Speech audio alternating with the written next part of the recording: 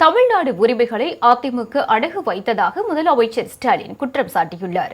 திருச்சியில் இன்று காலை திமுக கூட்டணி வேட்பாளர்களை ஆதரித்து பரப்புரையில் ஈடுபட்ட முதலமைச்சர் ஸ்டாலின் கரூர் ராயனூர் பகுதியில் இன்று மாலை நடைபெற்ற பொதுக்கூட்டத்தில் பங்கேற்று கரூர், அரவக்குறிச்சி, கிருஷ்ணராயபுரம், குளித்தலை ஆகிய தொகுதிகளில் போட்டியிடும் திமுக கூட்டணி வேட்பாளர்களை ஆதரித்து வாக்கு சேகரிப்பில் ஈடுபட்டார். அப்போது பேசிய அவர், அடுத்த மாதம் திராவிட மாடல் 2.0 வெற்றி விழாவுக்கு அனைவரும் தயாரா என கேள்வி எழுப்பினார்.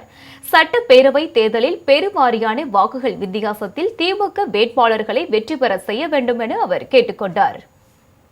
மக்களுக்கு வேதனைகளும் சோதனைகளும் தந்ததுதான் கடந்த அதிமுக ஆட்சி. அதிமுகவுக்கு போட்டி போட்டு தமிழ்நாட்டை வஞ்சிக்கிறது தான் இன்றைக்கு இருக்கக்கூடிய ஒன்றிய பாஜக ஆட்சி.